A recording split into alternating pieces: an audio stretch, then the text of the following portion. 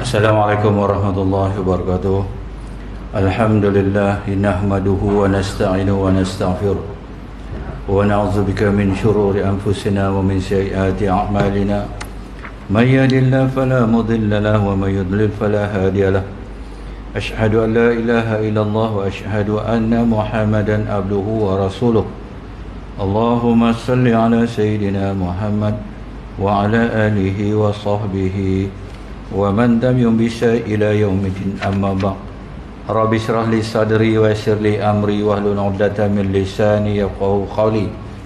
Qala subhanaka la ilma lana illa ma 'allamtana innaka antal alimul hakim.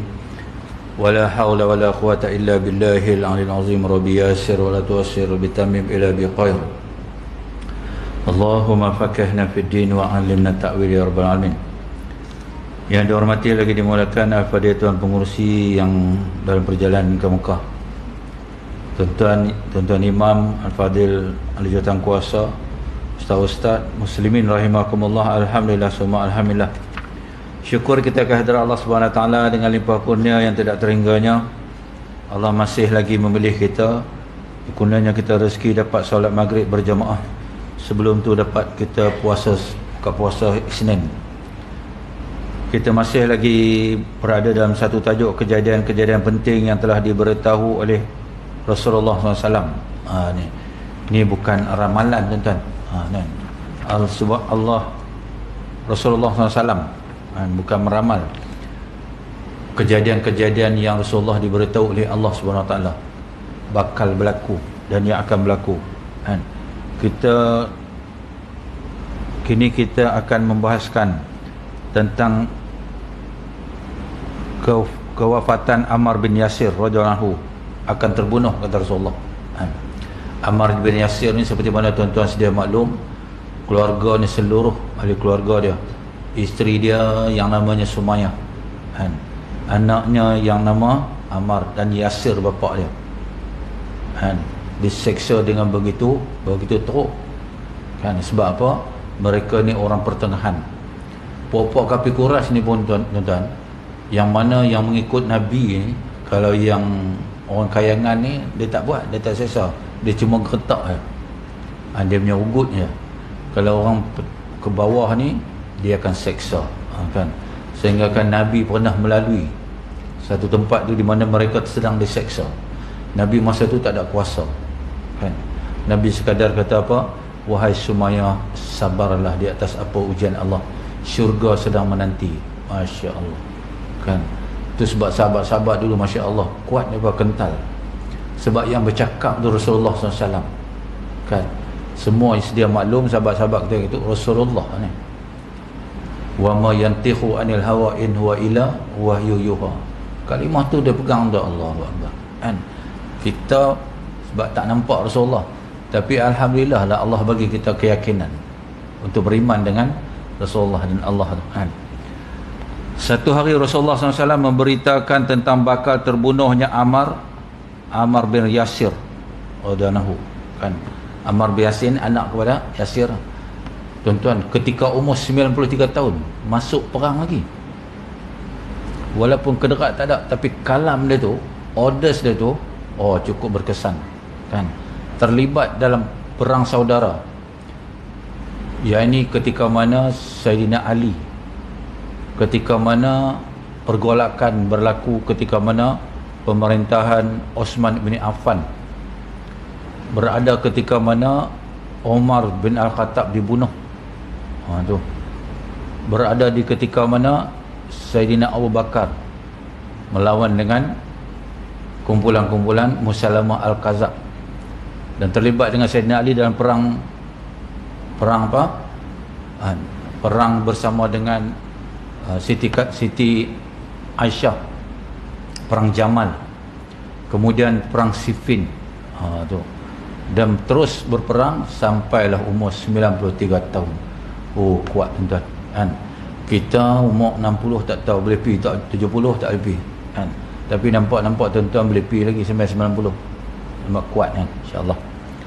Adapun mengenai kaum Khawarij yang diperangi oleh Ali bin Abi Talib radhiyallahu, dan bahwasanya mereka merupakan kumpulan terkutuk, serta tentang bakal munculnya seorang bernama Zurruhmah dari kalangan mereka. Ada hadis-hadis yang diriwayatkan orang mengenai itu banyak sekali, yang semua itu telah kami catat pada kitab terdahulu, yakni kitab apa? Walillahal hamdu wa al minnah, khususnya mengenai terbunuhnya Ali radhiyallahu juga telah kami sebutkan hadisnya secara lengkap dengan sanad-sanad dan lafaznya. Aduh, golongan Khawarij ni kan tu bahaya tu, sehingga terbunuhnya Sayyidina Ali. Siapa yang bunuh tu? Ibnu Murkan, kan kita cerita banyak dah. Ibnu Murkan ni orang kepercayaan Sayyidina Umar tu. Sayyidina Umar melantik dia jadi gubernur Syam seketika, kemudian jadi setiausaha sulit dia, hafal Quran tu. Tapi disebabkan pengaruh-pengaruh luaran itu, pengaruh-pengaruh negatif, maka dia termasuk dalam kumpulan Khawarij. Dia yang membunuh, hafal Al-Quran tu, dia yang membunuh Sayyidina Ali. Pada pendapat dan pandangan dia kata what he's doing, apa yang dia buat tu betul. Tu bertepatan dengan Al-Quran. Dia bunuhnya Sayyidina Ali. Kan tu yang cerita. Allahu Akbar. Kita kena hadam sungguh-sungguh lah ilmu ni. Yang seterusnya, batas kekhalifahan sepeninggalan Rasulullah SAW hanya sampai 30 tahun sahaja. Sesudah itu berubah menjadi sistem kerajaan absolut. Kan? Rasulullah kata apa? Khalifah ni, zaman khalifah, kekhalifahan 30 tahun ni. Sayyidina Abu Bakar, Sayyidina Umar, Sayyidina Osman, Sayyidina Ali. Itu aja. Lepas tu sekali dengan Sayyidina Hasan kejap. Lepas tu habis. Dan lepas tu jadi gelong habis. Dalam kitab Al-Bidayah telah disebutkan sebuah hadis riwayat Ahmad, Abu Daud dan An-Nasai dan Tirmizi yang menurutnya Hasan ingatnya hadis ni hadis yang baik dari Safinah bahwasanya Rasulullah SAW bersabda, Al-khilafatu min ba'di salasun nasannatan summa takunu malakan. Kekhalifahan sepeninggalanku, kata Nabi Muhammad SAW, hanya sampai 30 tahun saja. Sesudah itu berubah menjadi kerajaan absolut. Tu kan. Jadi kita tengok ketika mana sepeninggalan Nabi, keempat-empat khalifah itu, Masya Allah, memang up to the standard lah. Islam yang requirements menepati kan.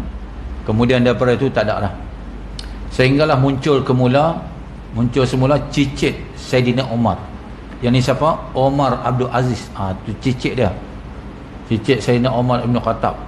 Pemerintahannya juga ala Sayyidina Umar. Masya Allah. Tu hebat. Masa 30 tahun ini mencakupi masa Khalifah Abu Bakar As-Siddiq, Umar Al-Faruq, Osman Al-Syahid, Ali radhiyallahu anhu yang juga mati syahid.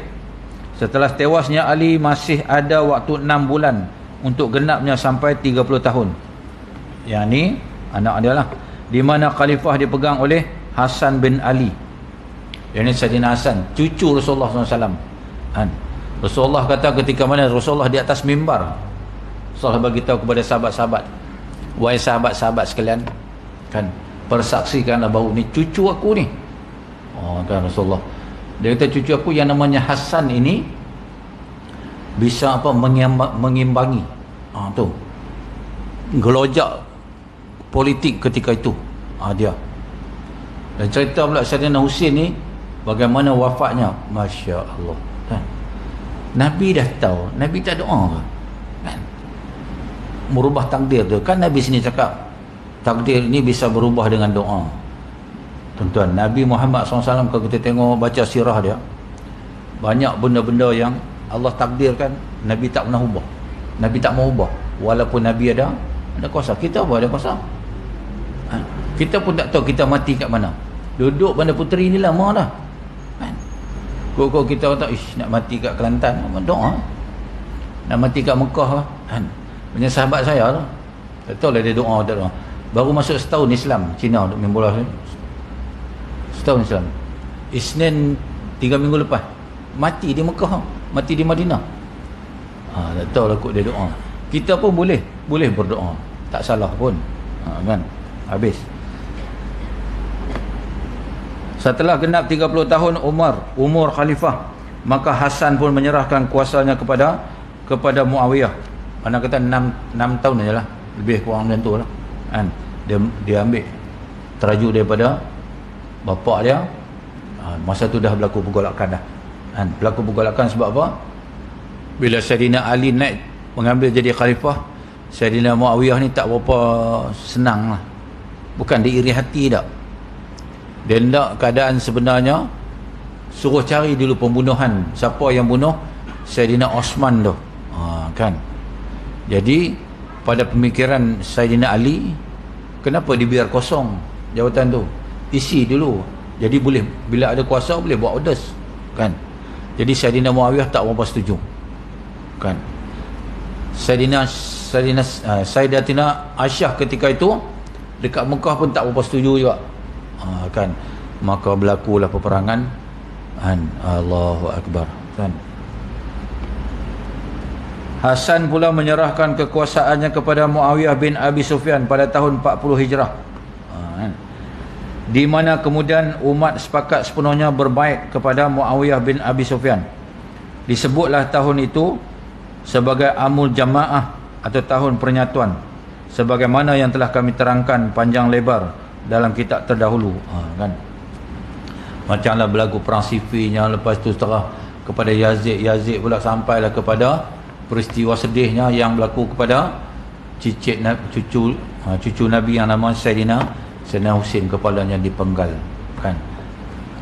Kisahnya pun bukanlah kita seronok tak, kita nak tahu siapa sebenarnya yang bunuh Sayyidina Husin kan. Sampai tergamak mereka, salah seorang daripada pemimpin tu ambil tongkat cucuk bibir Sayyidina Husin kan. Marah sahabat-sahabat ketika itu sonok ajak kita. Seterusnya Allah SWT telah mendamaikan antara dua kumpulan besar kaum muslimin yang bertikai melalui Al-Hasan.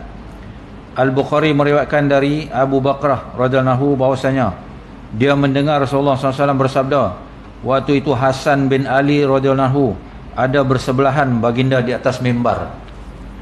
Maka kata baginda, inna bani haza sayyidun wa sayuslihu Allah bihi baina fi'ataini azimataini minal muslimin. Cucuku ini adalah pemimpin, dengan perantaraan dia Allah Subhanahu wa taala akan mendamaikan antara dua kumpulan besar kaum muslimin, supaya tidak menjadi keruh lagi suasana ketika itu kan, di antara orang-orang Sayyidina Hasan dengan penyokong-penyokong Sayyidina Muawiyah. Maka dia pun menyerah kuasanya kepada Sayyidina Muawiyah. Namun sabda Rasulullah SAW itu pun benar-benar terjadi. Itu yang kata Nabi Muhammad SAW. Kemudiannya Ummu Haram binti Malhan akan gugur dalam suatu pertempuran di laut. Ini Nabi kata Ummu Haram. Siapa Ummi Haram ni? Ummi Haram ni dia binti siapa? Binti Mirhan Ibnu Khalid Al-Husaini Al-Najariyah, sahabat wanita dari kaum Ansar. Hebat tak hebat sahabat-sahabat wanita tuan-tuan? Allahu Akbar kan. Ummu Salmah, Ummu Sulaim terlibat dalam peperangan. Ummu Atiyah kan. Jadi Ummi Haram ini dia terlibat juga dalam peperangan. Namun dia terlibat dalam perang Uhud kan. Dan perebutan telaga Mainah. Tu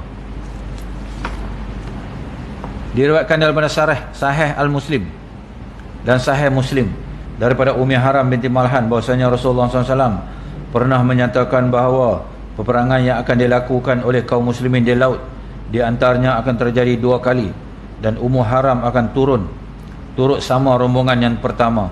Ternyata itu benar-benar terjadi pada tahun 27 Hijrah, di mana pimpinan Muawiyah tu. Seolah-olah kita, bukan seolah-olah, Allah Subhanahu Wa Taala tunjuk kepada Nabi tu bahwasanya beberapa perkara yang akan berlaku, ya Muhammad, setelah wafatnya kau nanti benda ni berlaku. Tu yang Nabi rindu dan sayang sangat, sedih sangat nak tinggal kita ni. Tapi nak buat macam mana? kan. Israel pun tanya dulu Nabi, ya Muhammad, Allah suruh tanya kan, nak cabut nyawa ke, nak panjangkan umur? Nabi kata tak apalah, aku pun telah sampaikan segala amanah yang diberikan oleh Allah kepada aku, dan sekarang aku nak balik jumpa Allah balik. Kan tu Nabi Muhammad, sebab dia begitu yakin,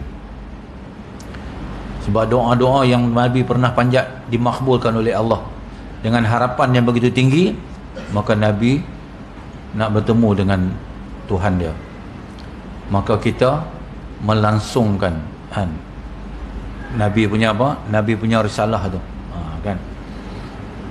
Waktu itu Muawiyah meminta izin daripada Osman radhiyallahu anhu untuk menyerbu Cyprus.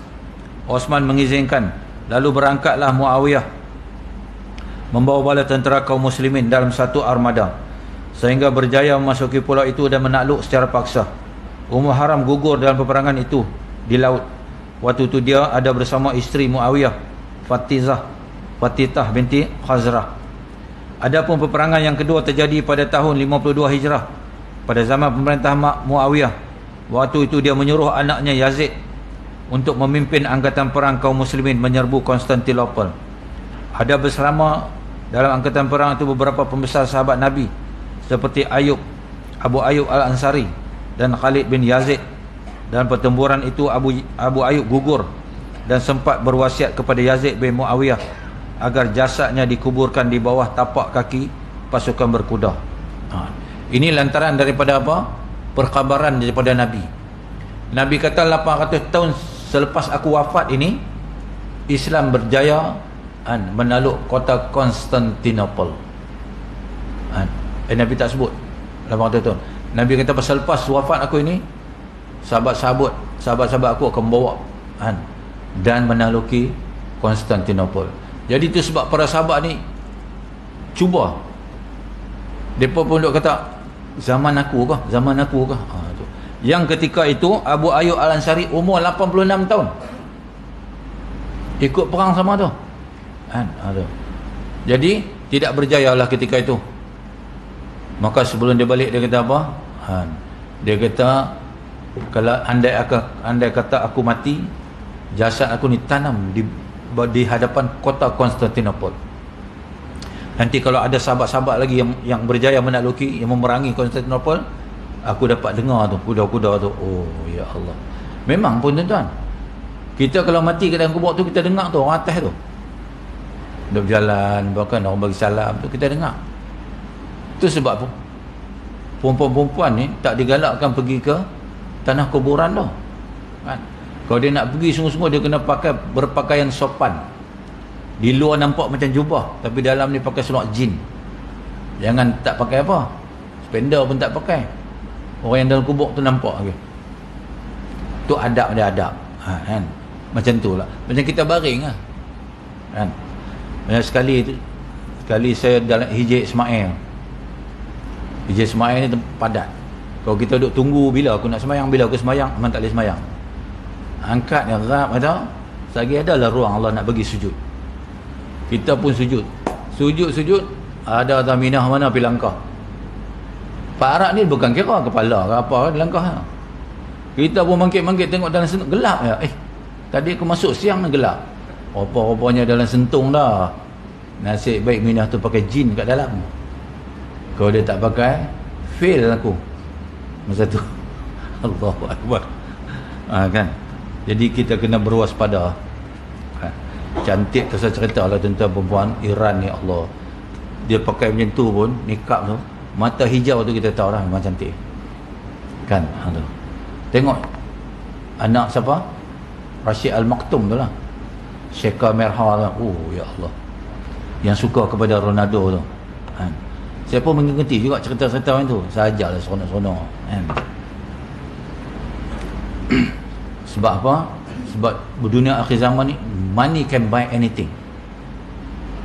Kan? Tak boleh tuan. Jangan dia cerita apa. Nak mati, duit boleh. Ada duit 80 juta boleh tahan mati? Tak boleh mati. Kan? Doktor, ada seorang pasangan tu, anak dia 5 orang doktor. 5 orang doktor. Bapak dia nazak mati tu. Apa anak dia boleh buat? Padahal anak dia pakar, segala pakar lah. Neurologinya dia apa semua-semua. Tak boleh juga. Kalau Allah kata nak mati tu matilah. Kan? Tu. Habis. Dan dalam pertempuran itu Abu Ayyub gugur dan sempat berwasiat kepada Yazid bin Muawiyah agar jasadnya dikuburkan di bawah tapak kaki pasukan berkuda dan dibenamkan sedalam mungkin ke anak sungai yang mengalir ke pihak musuh. Wasiat itu dilaksanakan oleh Yazid. Sementara itu ada pula riwayat yang hanya disampaikan oleh Al-Bukhari dari Ummu Haram bahawa dia pernah mendengar Rasulullah SAW bersabda, bala tentera dari umatku yang pertama sekali menyerbu ke laut pasti akan masuk syurga. Ummu Haram bertanya, ya Rasulullah, apakah aku termasuk di antara mereka? Nabi SAW menjawab, sungguhnya kamu akan ada di antara mereka, kata Ummu Haram. Tu kan. Macam satu peristiwa, Ammar bin Yasir ada konflik, ada sikit pergeseran dengan Khalid bin Walid. Khalid bin Walid pun sahabat, Ammar bin Yasir pun sahabat kan. Satu hari tah macam mana tu, Khalid Walid ni bertengkar dengan Ammar, which is supposed not to be lah kan. Pada kalangan sahabat ni tak patut jadi macam tu. Satu hari jadi macam tu. Salahnya sikitnya kan. Khalid bin Walid pun marah kepada Ammar bin Malik, sampai Ammar bin Yasir ni terasa hati. Nabi dengar kisah tu. Nabi kata, wahai Khalid al-Walid, jangan ada berkeseran. Kau tak boleh nak kata apa-apa dekat ni, yang geng-geng Badar ni, ahli Badar ni, kau tak boleh nak cakap apa. Sebab mereka telah dijanjikan oleh Allah Subhanahu Wa Taala syurga. Apa mereka buat pun kau tak boleh nak tegur. Tu dia penghormatan yang Allah bagi kepada ahli Badar sermai 313 orang. Macam mana Allah tak bagi penghormatan, tuan-tuan? Allahu Akbar. Ketika itu tentera Islam banyak mana sangat. Itu sajalah yang ada yang boleh pergi perang pun, 313 tu kan. Silat cekak pun tak belajar, silat pulut tak belajar, apa pun tak tahu. Pegang pelepah tamar sajalah. Ni nak pergi perang ni. Tapi disebabkan ketua dia tu Muhammad sallallahu alaihi wasallam bukan menjanjikan, yang cerita ni, kalian kalau gugur ni Allah angkat terus masuk syurga. Tuan, habuan dia tu ya. Tapi bukanlah syurga yang dikejar. Sebab apa? Tu, lillahi ta'ala tu, untuk berjuang kerana Islam. Gugur, tak gugur pun, 313 balik, menang tu. Logik akalnya nak lawan 1,500 orang kan? Seorang kawan-kawan kena ambil 5 lawan seorang. Buah apa kita nak pakai? Silat cekak, silat pulut, minta mainnya. Bantuan malaikat, yakin Nabi punya tarbiyah, tuan-tuan. Allahu Akbar kan. Tu untungnya orang kuat musrah ni. Nabi punya tarbiyah sampai sahabat-sahabat ni macam perang macam Jepun dulu lah. Pergi tu bukan nak balik, pergi nak menang, nak mati. Tu dia pakai konsep tu. Tak teringat nak balik dah kan. Masa nak pergi tu peluk cium semualah, kata goodbye apa, I love you apa semua tu, pergi kan. Tapi balik juga Allah Subhanahu Wa Taala pelihara. Walaupun mereka banyak melakukan bukan kesalahan-kesalahan yang besar lah, ada kekhilafan apa semua tu, Allah siap ampun dah. Dalam Al-Quran ayat berapa Allah kata, puak-puak Badar ni aku dah ampun dah. Dosa yang mereka nak buat ni aku ampun dah. Punya mulianya mereka kan. Tu habis. Macam kita lah nak mari Ramadan ni kan. Allahu Akbar. Nabi kata apa? Bulan apa? Bulan penuh keberkatan ni kan. Habis. Kemudian Nabi SAW menyambung sabdanya, bala tentera dari umatku yang pertama sekali menyerbu kota Qaisar diampuni dosanya. Aku bertanya, apakah aku ada di antara mereka, ya Rasulullah? Nabi SAW menjawab, tidak. Ummu Haram tanya, aku ada tak? Tak. Sebab apa? Dia wafat dulu kan. Siapa yang berjaya? Sultan Muhammad Al-Fatih dengan tentera-tentera yang beriman semua. Raja yang semudah itu boleh bawa satu bala tentera yang cukup besar. Boleh pula malam-malam tu tanya tazkirah apa semua, tanya pula Ada tak di antara kalian ni yang tak pernah? Siapa yang tak pernah tinggal solat 5 waktu? Adalah beberapa kerat yang angkat tangan. Angkat tangan. Okey, hang nanti hang akan jaga senjata, hang jaga pintu ya. Sampai ke solat tahajud tu. Kan? Dan tinggal masa tu nak lantik imam. Tinggal dia aja yang duk buat betul. Lalu dia jadi imam. Menang tak tuan-tuan? Menang. Kita fikir logik akal ni nak angkat kapal tuan-tuan atau bukit tu nak pergi balik sana. Bukan kerja mudah. Disebabkan apa? Tarbiyah Islam. Habis. Yang seterusnya, pesanan Nabi bala tentera kaum muslimin akan sampai ke India dan Sungai Sindus. Imam Ahmad Ibn Hanbal meriwayatkan Abu Hurairah radhiyallahu anhu berkata, kekasihku yang benar perkataannya, Rasulullah telah menceritakan kepada aku seraya bersabda, yakunu fi hadhil ummati ba'sun ila sundi wal hindi fa in ana adraktuhu fastushhidtu fazalika wa in ana fazakara kalimatan raja'tu wa ana Abu Hurairah al-muharruh qad aqtaqani minan nar. Akan ada dari umat ini satu pasukan yang sampai ke Sungai Sindus dan negeri India. Andaikan aku mengalami peristiwa itu dan mati syahid, itulah orang yang aku harapkan. Dan kalau aku lalu dia menyebut kata-kata pulang, maka akulah Abu Hurairah radhiyallahu anhu, orang yang dibebaskan itu. Semoga Allah SWT benar-benar membebaskan aku dari neraka. Tu perang juga Nabi bagi tahu, menang juga.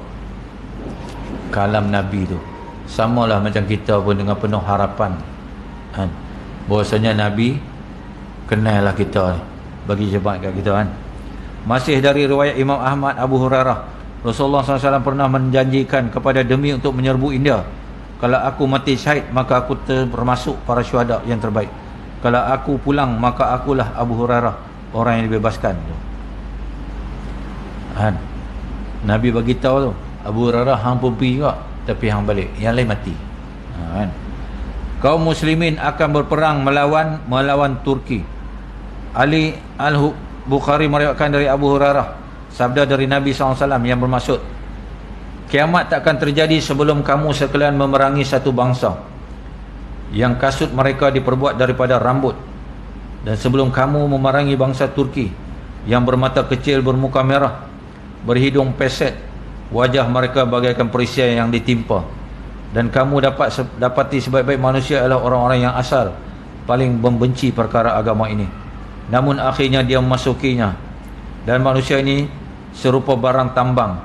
Orang yang terbaik pada zaman jahiliah adalah yang terbaik pada zaman Islam, dan pasti datang kepada seorang daripada kamu sekalian satu zaman di mana andaikan dia boleh melihat aku, tentu itu lebih dia sukai daripada memiliki keluarga dan harta seperti keluarga dan harta yang telah dimilikinya tu. Memang kan, itu sebab kita ni, Allahu Akbar, dengan penuh harapan. Kita semua ada impian, kalaulah Allah takdirkan kita rezeki, kita boleh jumpa Nabi Muhammad SAW kan tuan. Nabi kata apa? Siapa dapat tengok muka dia, tinggal habis dunia ni, tak mau dah lepas sikit-sikit. Bukan lepas sikit-sikit, habis kecintaan dia tu. Oh, tak tahu tuan-tuan, kita pun tak tahu kan. Itu sebab Nabi Muhammad SAW ni dengan syurga ni memang payah. Nak jumpa Nabi Muhammad memang payah. Tapi adalah amalan-amalan dia tu. Manalah nak pita ku Allah nak merubah kita kan. Mimpi, Allah takdirkan mimpi pula tu, confirm jadi baik kan. Dah mimpi takkan nak jadi tak baik lagi, memang jadi baik takut kita pun jadi minta-minta lah, kita minta. Yang ke-16-nya kemudian diriwayatkan pula dari Abu Hurairah bahwasanya Nabi SAW bersabda, la taqumu sa'ata hatta tuqatilu Quzum. Kiamat tak akan terjadi sebelum kamu sekalian memerangi kaum Hur dan Karman dari bangsa Ajam yang bermuka merah dan berhidung pasek, wajah mereka bagaikan perisai yang ditimpa, kasut mereka diperbuat daripada rambut bulu-bulu. Buat orang mana? Maksudnya bangsa Turki itu akan diperangi para sahabat dulu yang kata Konstantinopel sehingga tewas dan ditangkap, sedangkan para isteri dan anak-anak mereka menjadi tawanan. Sahabat-sahabat ni kadang-kadang Nabi ini mengambil nasihat daripada mereka juga, mengambil pandangan juga yang kata Nabi tu. Tidak semua yang dia tidak ada, dia tidak mengamalkan absolute power tak kan, dia tidak mengamalkan kuasa veto tak. By right dia boleh apa, dia utusan Allah kan, the one and only. Dah, dia tak ambil. Kadang-kadang Nabi minta juga kan nasihat daripada ataupun pandangan sahabat-sahabat ni. Apa kata kamu, kita dapat tawan ni, tentera ni, apa kita nak buat? Nabi tanya Abu Hurairah.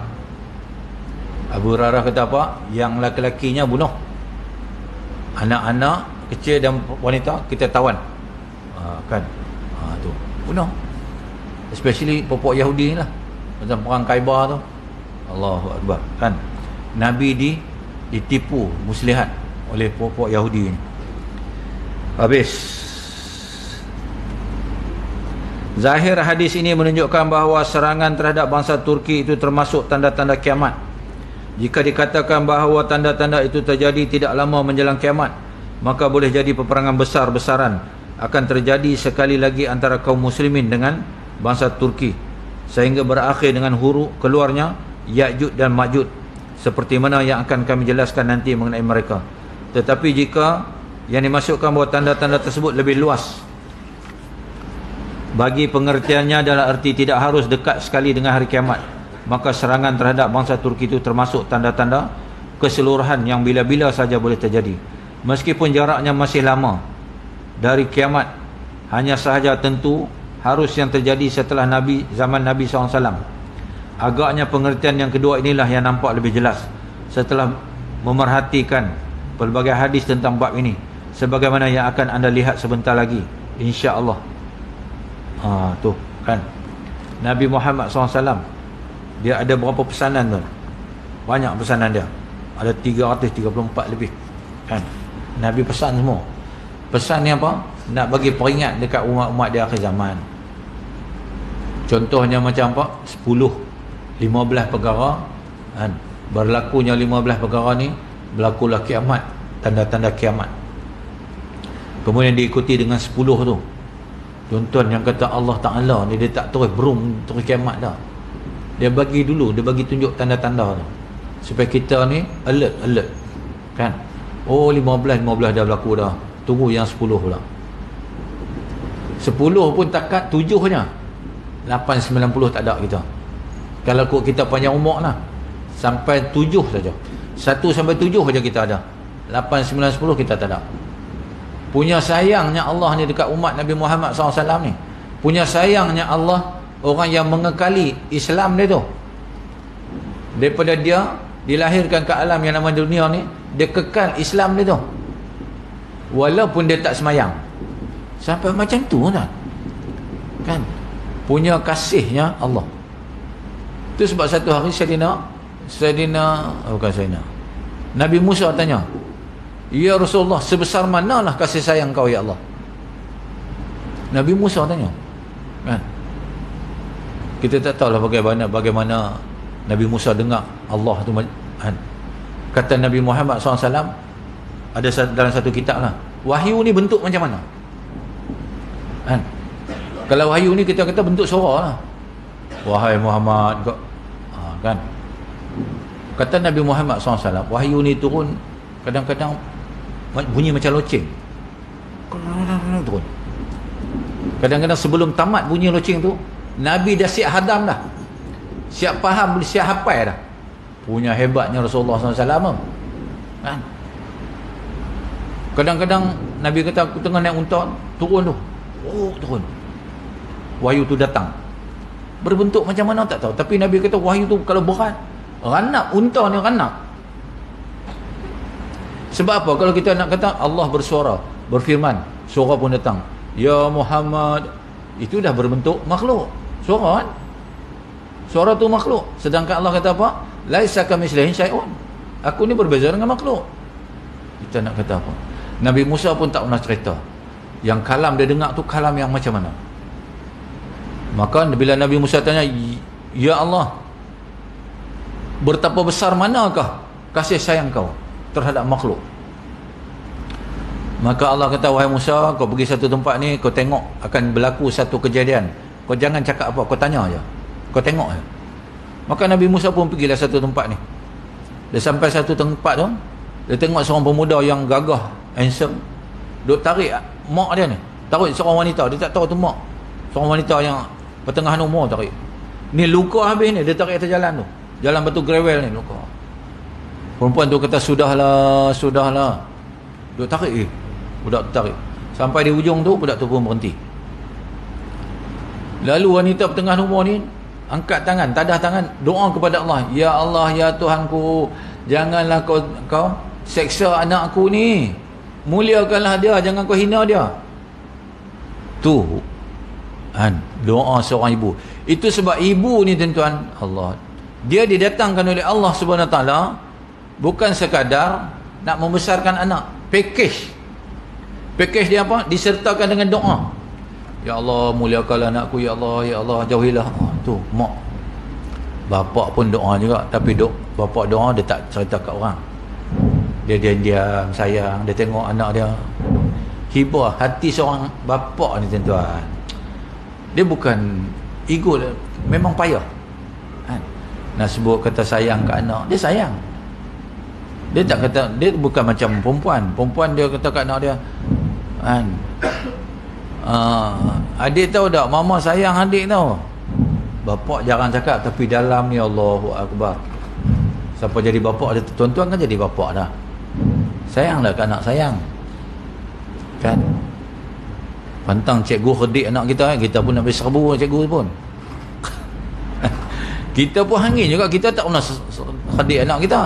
Dia cikgu pula nak kedik. Hangin lah kita pun. Contoh, tapi bukan kita lah. Orang lain. Kita pun lebih kurang tu kot. Kan? Tu. Kan? Jadi Allah kata apa? Wahai Musa, telah kau lihat tadi kasihnya seorang ibu.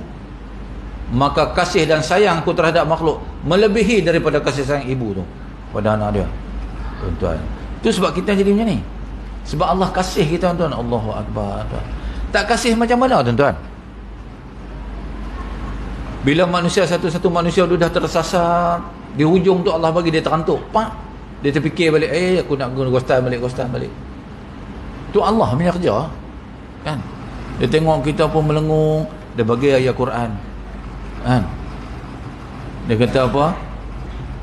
Dia kata hati yang tenang akan hati yang menyebut yang diingatkan Allah akan jadi tenang.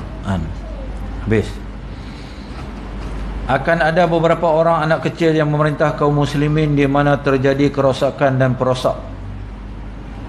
Imam Ahmad meriwayatkan Abu Hurairah radhiyallahu anhu berkata, aku pernah mendengar Rasulullah SAW bersabda, halaku ummati ala yadai ghilmat, kehancuran umatku terletak di tangan anak-anak kecil. Mendengar sabda Nabi SAW seperti itu, Marwan berkata, dah masuk Isya ke?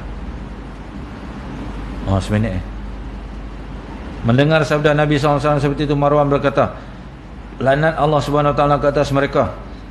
Anak-anak kecil itu, pada waktu itu dia sama sekali belum berkuasa, sehingga tidak ada seorang pun yang menyertai kami dalam majlisnya. Abu Hurairah menyambung, demi Allah, andaikan aku mahu memberitahu, menceritakan Bani Fulan dan Bani Fulan, tentu aku lakukan. Kata perawi hadis ini Ammar bin Yahya bin Sa'id. Kita bagi laluan azan insya-Allah.